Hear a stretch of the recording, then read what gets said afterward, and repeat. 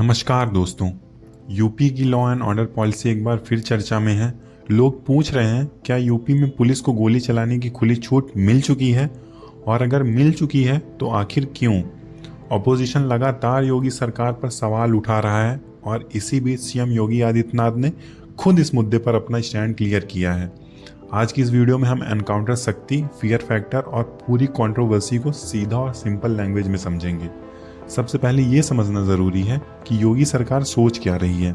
CM योगी का कहना है, मेरी पहली प्रायोरिटी है यूपी को डेवलप्ड स्टेट बनाना, पर सवाल ये है डेवलपमेंट आएगी कैसे। उनका जवाब सिंपल है, जब तक स्टेट में स्ट्रॉन्ग लॉ एंड ऑर्डर नहीं होगा कोई इन्वेस्टर सेफ फील नहीं करेगा, और जब इन्वेस्टर नहीं आएंगे तो इंडस्ट्री भी नहीं आएगी और जॉब भी क्रिएट नहीं होगी। इसी वजह से योगी सरकार क्राइम के मामले में ज़ीरो टॉलरेंस पर काम कर रही है। अब आते हैं सबसे सेंसिटिव पॉइंट पर, जो है एनकाउंटर। योगी आदित्यनाथ ने यहाँ कोई घुमा फिरा कर बात नहीं की। उन्होंने सीधा कहा, अगर पुलिस गोली ना चलाए तो क्या गोली खाए। उनका कहना है कि पुलिस को जो हथियार मिले हैं वो सिर्फ 100 पीस के लिए नहीं है। अगर सामने वाला क्रिमिनल लॉ को नहीं मानता और फायरिंग करता है तो पुलिस जवाब देगी।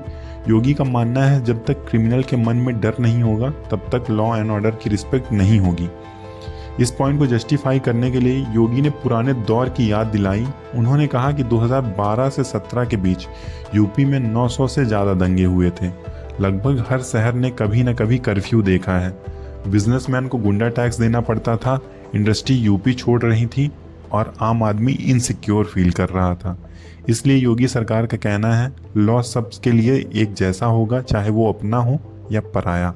लेकिन इस कहानी का दूसरा साइड भी है। समाजवादी पार्टी का कहना है कि लॉ एंड ऑर्डर के नाम पर फेक एनकाउंटर्स हो रहे हैं। समाजवादी पार्टी के लीडर रविदास मेहरोत्रा ने कहा, अगर हर डिस्ट्रिक्ट के टॉप क्रिमिनल्स की लिस्ट निकाली जाए तो उसमें बीजेपी के नेताओं के नाम भी मिलेंगे। और फिर सवाल ये उठता है, अगर ऐसा है तो उनके खिलाफ एक्शन क्यों नहीं होता। यानी ऑपोजिशन का मानना है कि कानून सबके लिए बराबर नहीं चल रहा है।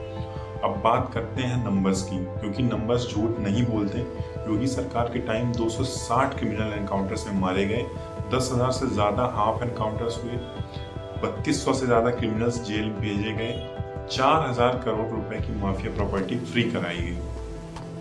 और इम्पैक्ट भी दिखता है।